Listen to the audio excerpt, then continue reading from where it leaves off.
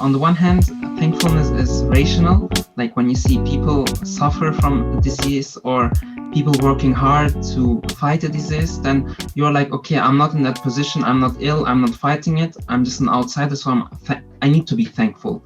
But there's also the emotional side of it that sometimes you don't feel thankful, but you think you should be thankful. And then there's this negative feeling that why am I feeling not thankful, even though I should feel thankful? And I think this was one of the aspects no one is really talking about on the mental health issues during this time. And also one of the aspects I want to now shift in is that like I really enjoy like people around me, and I really enjoy like cool environments to talk and so on, but my main happiness was never dependent on like other people or something like this. I was really someone who can be happy at his own. But something that occurred to me during this pandemic is that I was more alone than I used to be.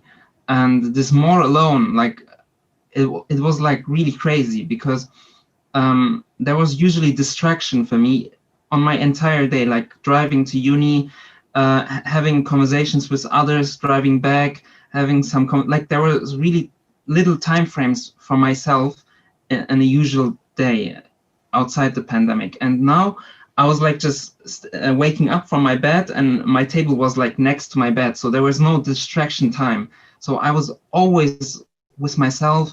My self-discipline was proved to his extreme situations. And I think this situation where you really face yourself, your negative and positive sides, is one of the things I learned what affected many people during pandemic on the mental health side. Because I was always like, why do people feel sad during the pandemic? Like everyone is still working, like they're alive, they can go buy something to eat, they can go to uni virtually, they can do all the things, but why are they mentally, like, I'm not going to say depressed, but mentally exhausted? And I think this self-reflection of yourself, and if you can't like learn something out of it, can be really hard for people.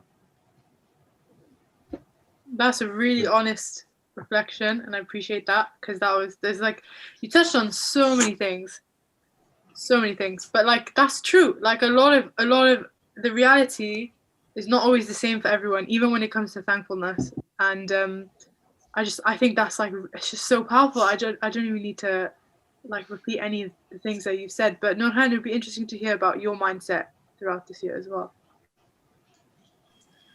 I mean, subhanallah, yani Italy was, on the contrary of Sweden, for example, was everything than a fairy tale place during the time of the pandemic. I mean, as Nadia said, it was also like mixed feelings for me and mixed mindsets. It was as someone who you know likes to going out, exploring things, traveling. I saw in traveling, and I saw just like in simply going out and exploring like new things as a reward. Generally, everyone has a busy schedule, they work or they study or whatever commitment they had. And for me, motivation was really important to keep up the work.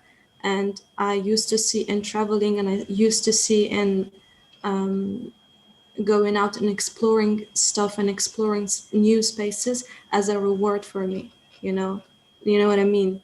You just like, you work, you do whatever you have to do with studying, either like studying or working.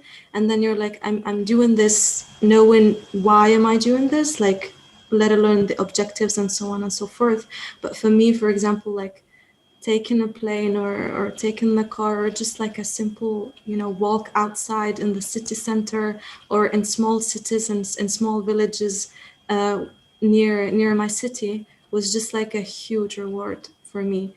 And seeing this being ostracized, seeing this being like facing an obstacle was definitely a shock from this point of view.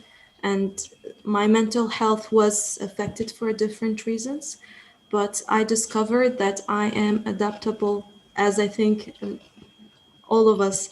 We you see the situation, you're like, oh, this is like emergency, right? This is something new for me. You get in shock, and then after that you adapt yourself. There are a lot of memories that maybe this is the extreme part of documenting, writing most of the things that you live, is that I have different memories that are imprinted in my mind, negative and positive. One of the negatives, and I think it's going to be in the memory and the mind of a lot of Italians, was one of the cities got deeply, deeply affected by the pandemic. There was like a very, very high number of deaths that they didn't even have a space where to put the, what's the word, cadavers? I cadaveri, I don't remember the word, the bodies. So they had the military transporting it to another city. Like, it was at the picture and the video was taken during the night, so it was just like a traumatized image of bodies being transported to another city. But there are, of course, I have to recognize that there are, of course, so many also positive memories and reflections that I will definitely, be happy to think about.